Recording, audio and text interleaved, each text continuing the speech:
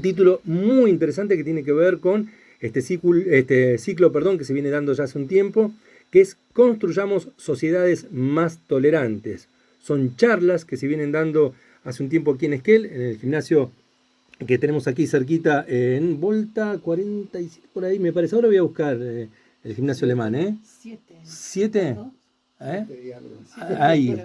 Me parece que aparece un 742, pero si está escuchando Nicole le vamos a pedir ahí un dato, ¿eh? Pero no voy a ser yo quien va a presentar a los invitadas que tenemos en el día de hoy, sino que va a ser Ingrid Graf, que está con nosotros aquí en Radio Nacional Esquel, en la Aristocracia. Gracias por venir, ¿eh?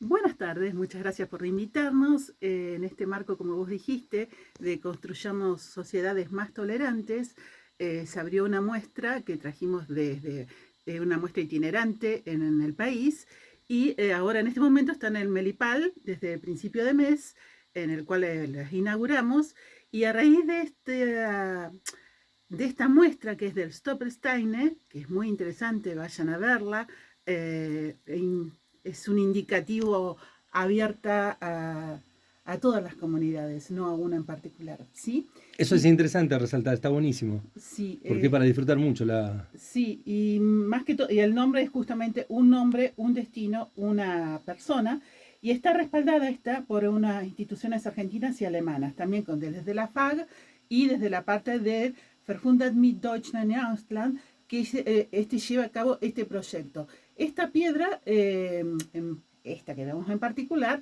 pasó por otros lugares como en otras provincias y después terminamos acá. Por eso no se la pierdan porque no es habitual que pase por acá. Perdón, ¿hasta cuándo está la muestra? Hasta ahora, hasta el 25. Hasta el 25, ok. Y a raíz de eso surgió en forma espontánea hacer esta nueva charla con ellos, con la doctora Meki y con el doctor Gunther Flass. Muchas gracias por venir, Gaby, ¿eh? Muchas gracias, doctor. Gracias a ustedes por invitarme. Tiro el título, un título que ya de por sí mismo llama la atención para poder debatir, charlar, y que es muy interesante porque lo hemos charlado siempre muy por arriba y tenemos acá la posibilidad de compartir o escuchar más bien a ustedes, que es nacionalismo y nazismo, origen y consecuencias. Bueno, Gabriela Maki, que es doctora en historia, y el doctor también Gunther Flass, que es doctor en derecho comparado. Muchas gracias por venir y preguntarles también cuando uno presenta una temática así también es entrar en cuestiones que es derribar mitos también, ¿no? Uno, sí. Sobre todo en el lenguaje coloquial, en la charla coloquial. Como quieran, arranquemos por donde quieran. ¿Empiezo yo? Bueno, primero muchas gracias Mauro y bueno, gracias también a Ingrid y a Grutke, a Ingrid y a... a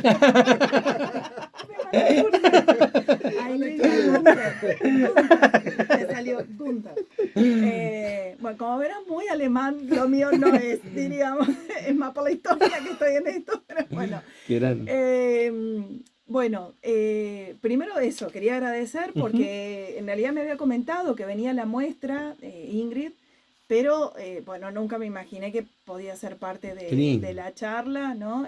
Pero bueno, como es así abierta y me parece una temática así, como vos decís, muy relevante, delicada, ¿no? No solo porque son cuestiones que acontecen en Europa, o sea, está gestionado de alguna manera esto por el gobierno alemán o una entidad alemana, pero sabemos lo que tiene que ver con la tolerancia, el racismo, la xenofobia, porque nosotros lo vivimos acá. Todos los rincones del mundo creo que tiene. Y no es algo que se ha acotado a una determinada época, ¿no? Si bien ahí el título, como vos leíste, en donde yo por ahí me centraría un poquito más, es en uno de los episodios que digamos, atravesó a Alemania más dolorosos y que por suerte... gran parte de Alemania o del pueblo alemán ha hecho un revisionismo muy fuerte en relación a eso y creo que por eso también se está haciendo esta muestra, ¿no? Total. Y eso es súper importante. Ayer justamente me interpelaba en relación a un paréntesis en relación a eso porque fui a otra de las muestras que hay sobre Palestina en Melipal y llevé a estudiantes del instituto para ver unos cortometrajes y la verdad que yo decía, no, o sea, un día estoy viendo esto, que una nación que mañana voy a hablar padeció, ¿no? La muerte, la persecución y demás, después de casi 80 años estamos viviendo otra vez lo mismo. Y qué doloroso que es eso, ¿no? Así que yo creo que estos temas no caducan nunca. Me parece que todo el tiempo hay que seguir hablándolos y que me gustaría que en un tiempo también, en este caso, Israel haga un revisionismo, ¿no? de lo que está viviendo. A mí me parece interesante esto también de profundizar porque generalmente uno piensa que estos hechos históricos sucedieron en lejos y quedaron allá, ¿no? Son parte de la historia de otro lugar y de alguna u otra manera van impactando en cada una de las sociedades, ¿no? Sí, vos sabés que esto de los Stolperstein es parte de toda una estrategia del pueblo alemán, no solo del gobierno alemán, que se llama Vergangenheitsbewältigung, que no tiene una traducción exacta y sería como asumir el pasado, entender el pasado y también superar el pasado. Por eso que no tiene una... significa todo eso. Harlan Balzer decía que uno de los productos de exportación más prestigiosos de Alemania no es ni el Audi ni el Volkswagen, sino específicamente esto, ¿no? Esta forma de mirar al pasado, de superarlo y de buscar estrategias para superar ese pasado. Por eso es que esta experiencia, él decía, viene gente de Sudáfrica, viene gente de Ruanda, de Kosovo, a ver cómo hicimos nosotros, decía él, para superar todo eso. Bueno, son muy interesantes las estrategias, pero también son muy interesantes los ajustes que hubo que ir haciendo con el tiempo de esta propia estrategia, ¿no? De ir modificando algunas cosas, de ir analizando otras. Hay algunas sentencias muy interesantes del Superior Tribunal de Justicia de Alemania y el Tribunal Europeo de Derechos Humanos sobre lo que se llama la política o la estrategia anti-estereotipos. O sea, el problema de esto no es ni un pueblo, ni una nación, ni de un pueblo, ni de una nación, sino de pensamientos, ideas, ideologías y estereotipos que se van sucediendo durante el tiempo y que incluyen a todos, ¿no? Decía el revisionismo que tendría que hacer Israel de lo que hace con Palestina. En realidad lo que habría que analizar acá, cuáles son las ideas que motivan todo esto, ¿no? ¿Cuál es el sustento filosófico de todo esto, de por qué se hacen estas cosas y por qué no se deben hacer? Una de las nuevas estrategias que surge de esta... Se van sumando estrategias, no es que hay una en el momento, sino que son... Porque si nos ponemos a analizar la estrategia original del Vergangenheitsbewältigung, tuvo algunos fracasos, ¿no? En un primer momento se estableció una historia oficial que tenía que ser así, que no se podía discutir y que cualquier discusión respecto a eso era como mal vista. Eso generó durante mucho tiempo un silencio, una casi negación, ¿no? Porque cuando tenemos una historia oficial que es así, que no la podemos discutir, y cuando la gente no coincide con eso o tiene alguna objeción respecto a eso, calla. El problema con esto que se planteó, con la forma en que se lo planteó, que no dejó de ser un modo de censura. El problema de la censura no es solo que afecta derechos individuales, el derecho individual a la libertad de expresión, que es un derecho humano básico, sino que lo prohibido atrae. Y lo que atrae genera las teorías más desopilantes que uno se puede imaginar. Bueno, eso fue comprendido por un shock en la Alemania actual, cuando sorprendentemente, después de todo lo que se venía haciendo, después de todo lo que se venía elaborando en la zona norte, en Mecklenburg, la zona más pobre de Alemania, empezaron a surgir movimientos neonazis, que ya no tenían como objetivo a los judíos. Se daría toda una charla para analizar por qué los nazis se la agarraron con los judíos. Un poco eso es lo que pretendo, digamos, ampliar. Está buenísimo. Es muchísimo, ¿no? Algunos dicen que inventaron al judío, porque estaban tan integrados que hasta tuvieron que inventarlo. Pero hoy por hoy la reacción no es contra el pueblo judío, sino contra los musulmanes. No es contra un pueblo, sino contra una religión. Y con nuevos planteos, con nuevas cuestiones que se deben analizar, porque hay nuevas estrategias para eso. para evitar que vuelva a suceder lo que sucedió. Es como que el odio busca otro foco, ¿no? Cambia de foco ahí cuando decías, ¿no? No sé si llamar odio la palabra, Sí. pero digo... Justamente el problema es calificar a las personas por el grupo al que adscriben, cuando cada persona es un individuo distinto que no tiene nada que ver con otro. O sea, yo de una mujer, y eso es lo que se está planteando ahora, esa es la estrategia. Yo de una mujer lo único que puedo decir que es mujer, no puedo decir ni que es débil, ni que es fuerte, ni que tiene capacidad de ser madre, ni que no tiene capacidad, no puedo decir nada más que es mujer. De un varón solo puedo decir que es varón, no le puedo atribuir ninguna otra característica. ¿Por qué? Porque no conozco a todos los varones y no conozco a todas las mujeres. Entonces, desde el momento que yo a una persona le atribuyo rasgos idiosincráticos o rasgos morales por la adscripción a un grupo, ya estoy cometiendo una injusticia tremenda porque no conozco a esa persona. De la misma forma, partiendo de esta misma cuestión, lo que está pasando entre Israel y los palestinos. ¿Sí? En un reportaje decía, ¿y ustedes como alemanes no sienten una carga de todo lo que pasó? No, ¿por qué no siento ninguna carga? Porque yo no hice nada. Justamente este planteo del antiestereotipo, es decir, usted es responsable de lo que hace, debe responsabilizarse de lo que hace, pero nadie tiene por qué condenarlo por lo que hizo otro al que alguien arbitrariamente lo adscribió a usted al mismo grupo. Es decir, yo no soy culpable de lo que hicieron los otros varones, no soy culpable de lo que hicieron los otros caucásicos, no soy culpable de lo que hicieron los otros alemanes, yo solo soy responsable, si se quiere, de lo que hago, responsable de mis actos. Y nada que sirva a mí para juzgarme por adscribirme a un grupo es acertado. Eso es quizás lo importante de la nueva estrategia que está asumiendo en la actualidad Alemania frente a todo esto. Es un poco Gaby. también rompe con, diríamos, la idea que trató de imponer Estados Unidos después de la Segunda Guerra Mundial. Justamente uno de los principales basamentos, si bien no lo termina cerrando Estados Unidos, lo termina votando la ONU, es justamente que los judíos merecían su estado por el Holocausto, o sea, por la gran masacre. Es decir, esto, ¿no?, como consecuencia trae este otro constructo. Y justamente no es así. Porque no son el único grupo etno-religioso que ha sido perseguido, ha sufrido pogromos. Anteriormente había pasado con los armenios y sin embargo le costó muchísimo a los armenios la reivindicación y el reconocimiento de su país, y de hecho ni siquiera como ellos lo habían solicitado, pues se lo redujeron a 2/3 de lo que habían pedido. Y tampoco hubo la reivindicación internacional que debería haber. De hecho, hasta el día de hoy Turquía sigue negando el genocidio contra los armenios.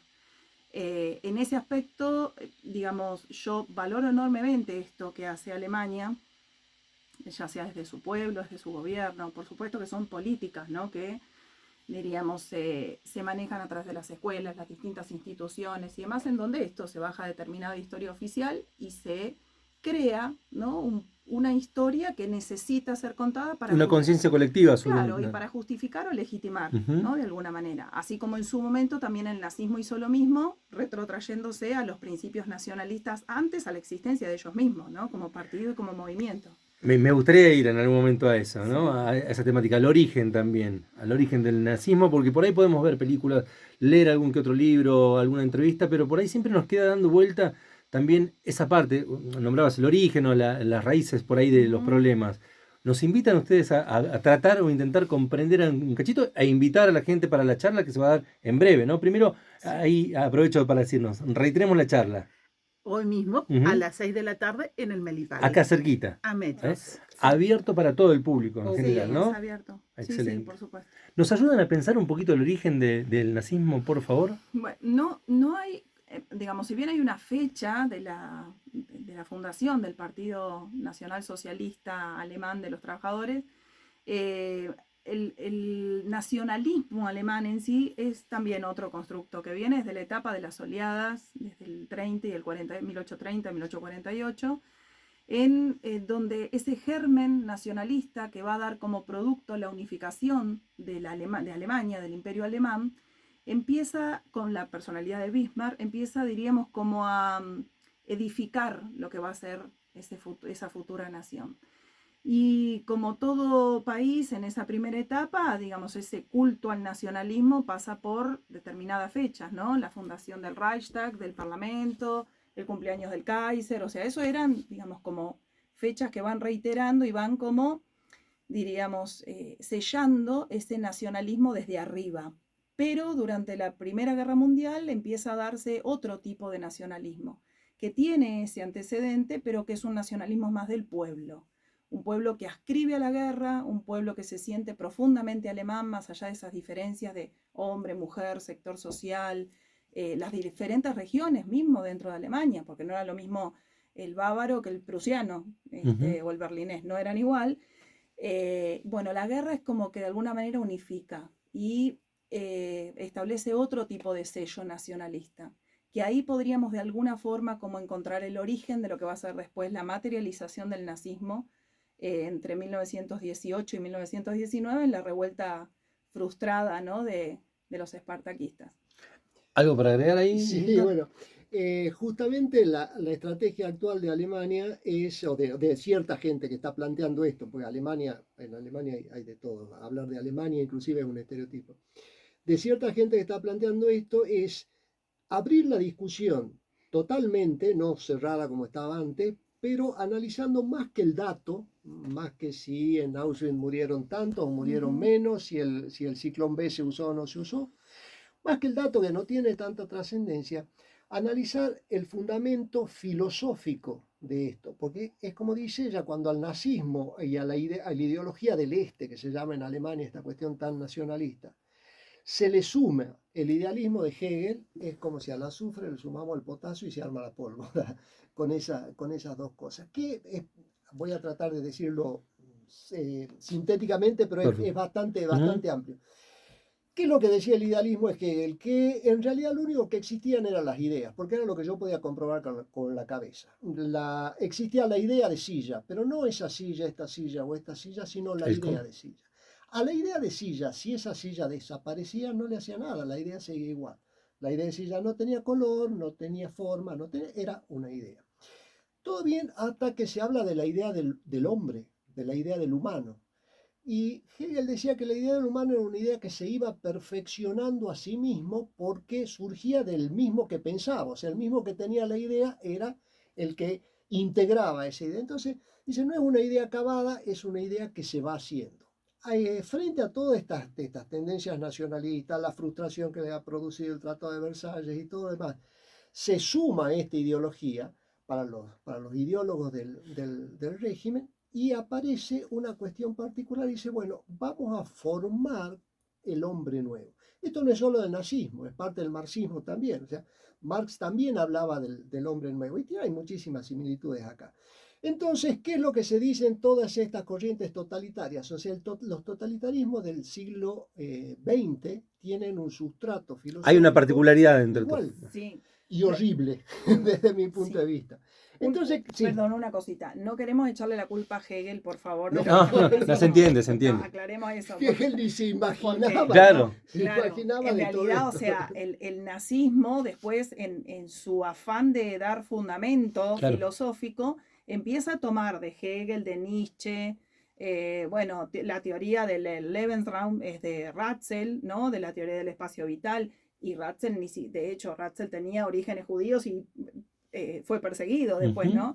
Pero sin embargo, o sea, ellos tomaron y tergiversaron. No, claro, no es que vaya a echar la culpa a Hegel. Claro. Hegel ni se imaginaba que sus teorías iban a provocar semejante cantidad de millones de muertos de un lado y del otro de la cortina de hierro, ¿no? El pobre, me imagino yo, qué sé yo. Pero se toman esas ideas, entonces dicen estos totalitarismos, tenemos que hacer el hombre nuevo. ¿Cómo es el hombre nuevo? Y bueno, cada uno delira su hombre nuevo como más le gusta. O sea, los nazis dicen que el hombre nuevo es el ario. Inventan un pueblo que no existió nunca, porque no existió nunca. Inventan, ellos creen, ¿cuál es la cuestión? ¿De dónde surge? O me estoy metiendo en cosas que no son mías, que son de los historiadores. Me encanta cuando se producen. Bueno, no, entonces no me meto de ¿Cómo no van a ir a la charla a las 6? Por favor. No me meto de dónde surge esto, pero ellos hablan del ario como el hombre ideal, como la idea de hombre. Los comunistas hablan del proletario como la idea de hombre, los fascistas del patriota italiano con la idea de hombre. Entonces todo lo que no coincidía con esa idea de hombre había que eliminar. Y no pasaba nada, porque si decimos que lo que existe es la idea y que los individuos son contingentes, si están, no están, no tenían ningún tipo de límite o planteamiento moral de matar al que no coincida con esa idea de humano. Tanto el proletario como el nazi. Los nombro ellos dos porque el fascismo es un poco que se queda a mitad de camino desde mi punto de vista en esas aberraciones, ¿no? Y bueno, van para adelante. Todo lo que no era ario había que directamente eliminar, porque el ideal humano, el ario, tenía que ocupar la mayor cantidad de territorio que tenía, porque ese era el humano. Gaby, ¿ahí querías hacer alguna mención? Que hay hay algunos antecedentes que tienen que ver con el ocultismo, casi que podríamos decir, o con la ¿Aparece realmente eso? Uno Sí, lo tengo como mí. ¿Aparece No, realmente el ocultismo? Sí, ha estado. Si bien se dice que Hitler no era partidario de las prácticas ocultistas, o que no practicó formalmente, pero sí tenía muchos del círculo cercano, como Himmler o Hess o el mismo Goering, que sí las practicaban. Cuando termina la Primera Guerra Mundial, digamos como que rebrotan de alguna forma dentro de lo que es la extrema derecha, o sea, los altos mandos del ejército, ¿no? Nuevamente retomar las prácticas masónicas. Dentro de esas agrupaciones masónicas hay una que es bastante popular, que es la denominada Sociedad Thule, Thule. La Sociedad Thule aludía un poco a ese ario, ¿no? Que era como un heredero de lo que era la antigua Atlántida, ¿no? Como un hombre, digamos, de una envergadura y una fortaleza, un poco lo que después quisieron tratar de adecuar ideológicamente con el superhombre de Nietzsche, la creación de ese super soldado, ¿no? Que iba al frente, que aguantaba absolutamente todo, el imperio de los 1000 años que fundaba Hitler, ¿no?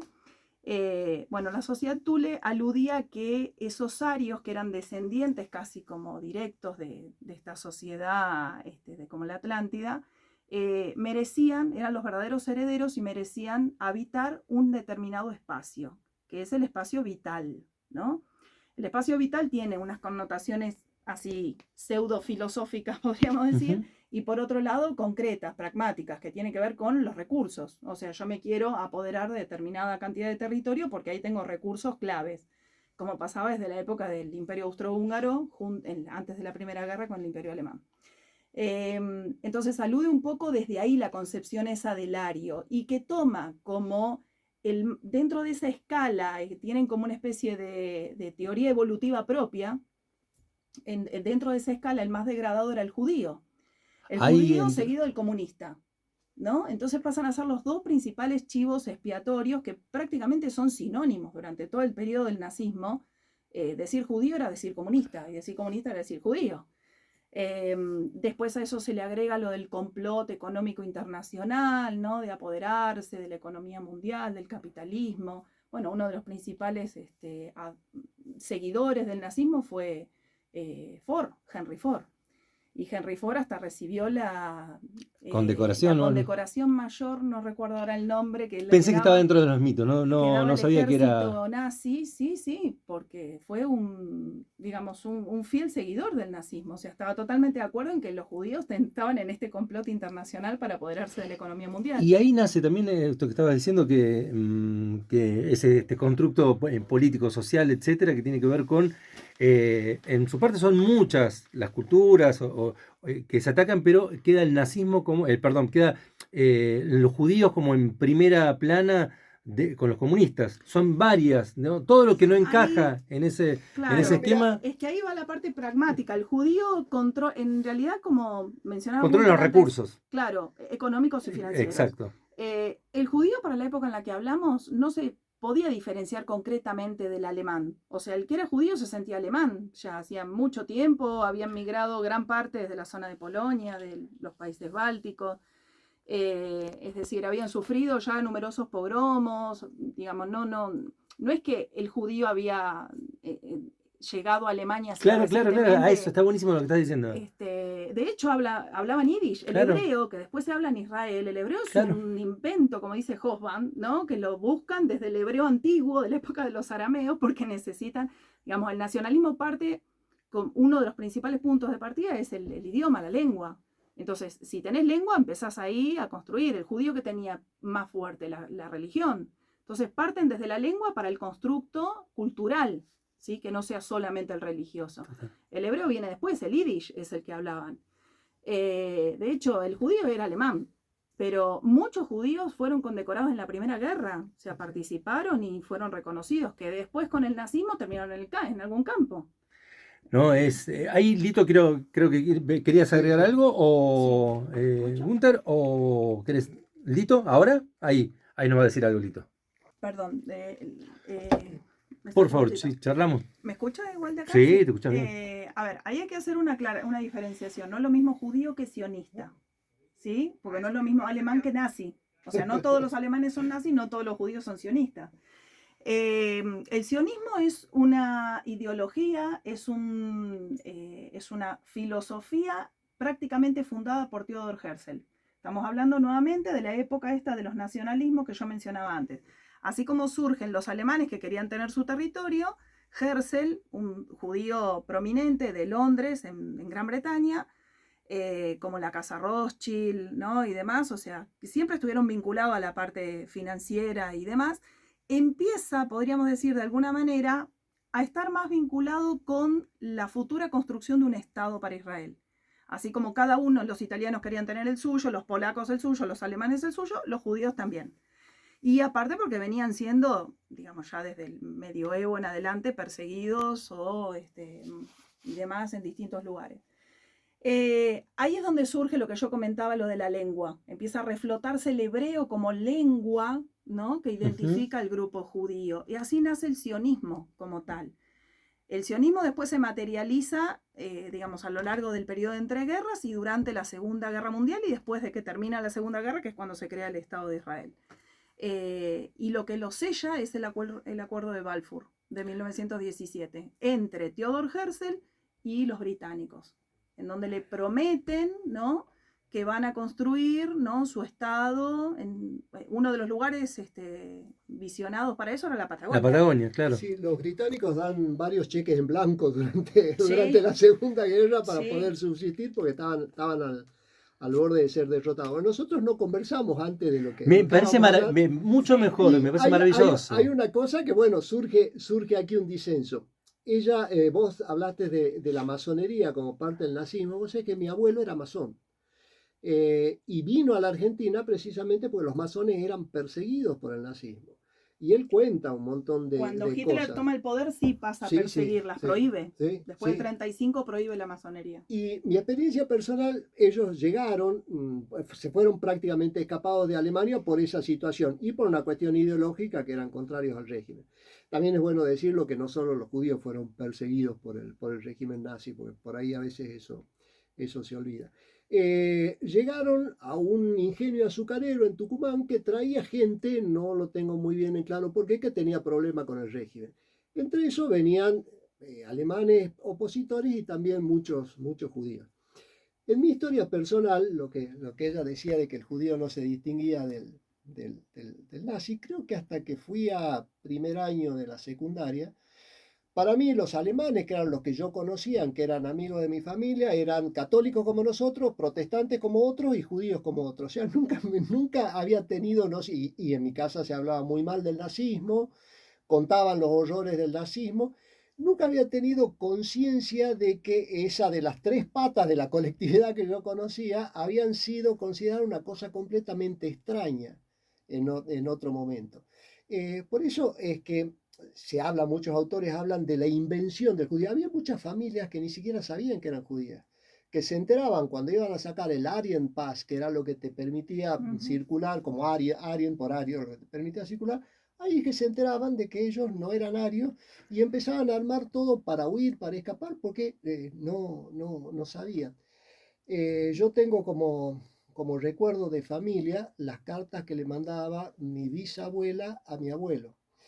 Esas cartas, cuando alguien había sido llevado, las cartas eran revisadas, por supuesto, no se puede decir, cuando alguien había sido llevado, tenían un circulito negro que lo hacía con una papa, con una cosa así, que ponían el sobre, el circulito negro. ¿Como un sello? Como un sello negro, y ellos ya sabían, mis abuelos sabían que venía una mala noticia adentro de la carta, entonces la leían con cierto cuidado. Bueno, la clave era, tal familia se fue, tal familia se fue, tal familia se fue. No era que se fue, era que lo habían llevado.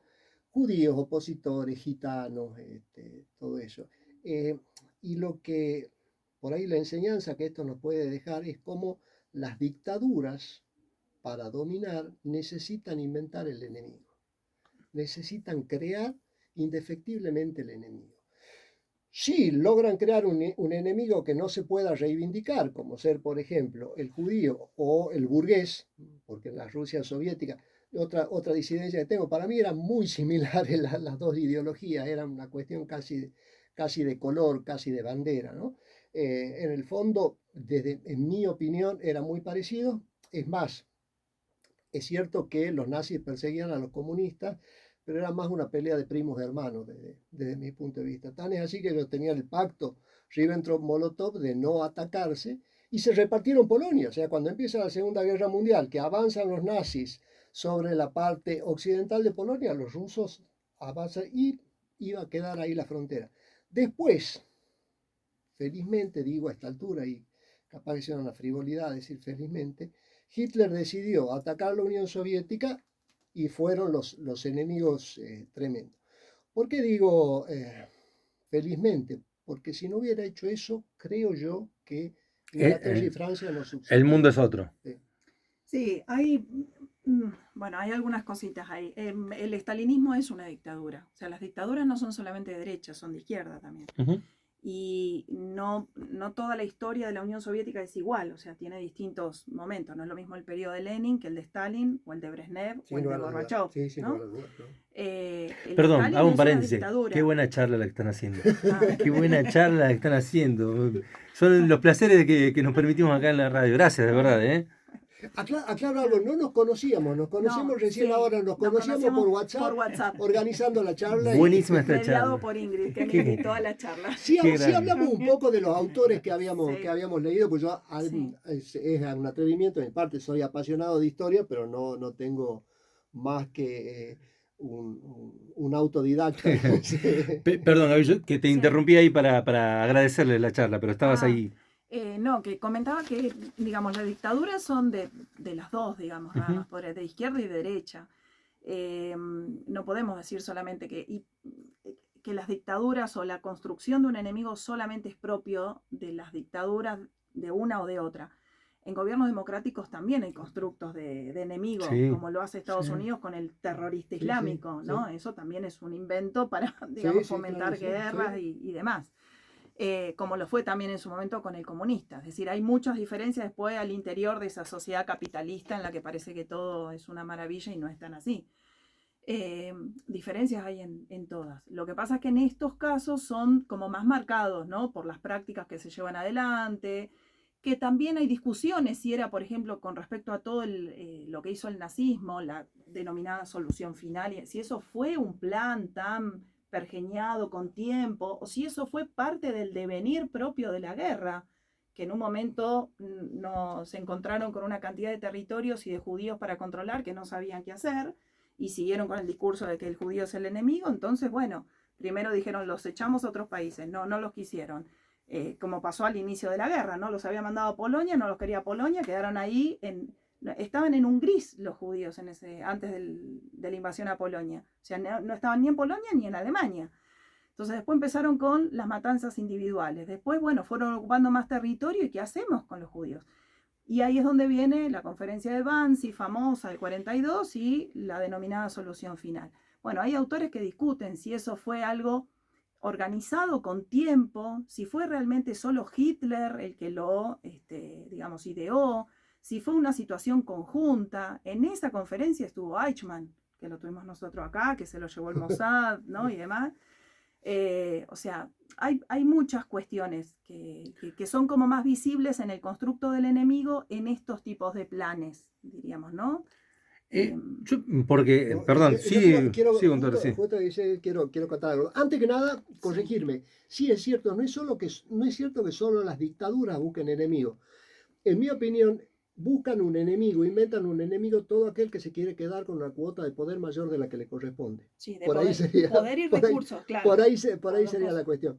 Vos sabés que Eichmann estuvo en la colonia donde estaban mis abuelos. Él llegó con el apellido falso, que era Clement. Todavía sus descendientes usan el apellido Clement. El apellido falso. El apellido Claro. falso, y lógico, yo también hubiera seguido llevando el apellido falso. Y recuerdo que una vez era una colonia que estaba alrededor de un ingenio azucarero. Recuerdo que una vez le pregunto a mi padre, che papá, pero nadie se dio cuenta que era Eichmann. Y mi viejo me contestó, mira, si alguien ahí se hubiera dado cuenta que era Eichmann, a Eichmann no lo encuentran más. Se lo toman todo en el café cuando ponen 3 cucharaditas de azúcar. Totalmente. Yo seguiría charlando un montón, pero también ustedes tienen ahora ya cerquita ahí como para prepararse. La pregunta de la mía, vos, Lito, ¿querés alguna pregunta más antes? La mía va a ser más superficial, seguramente.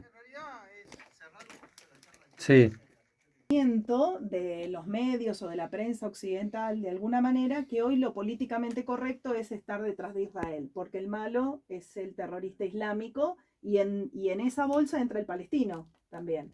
Entonces, bueno, están todos encolumnados en esa misma línea, ¿no? Nadie se sale de ese discurso. Entonces no hacen la diferenciación entre antisemita y anti-sionista, que no es lo mismo.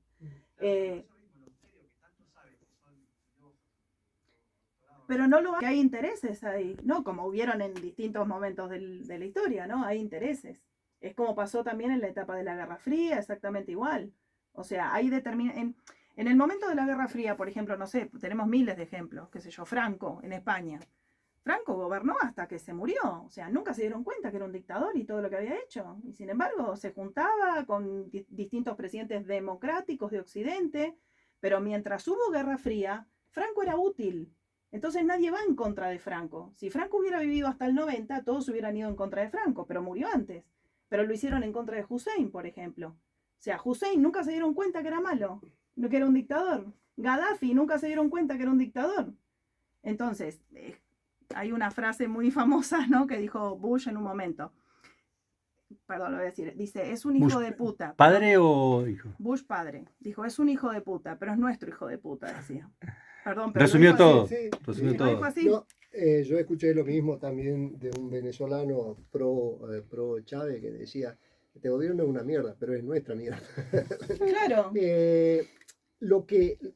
Varias cosas que van surgiendo así como una tormenta de ideas, ¿no?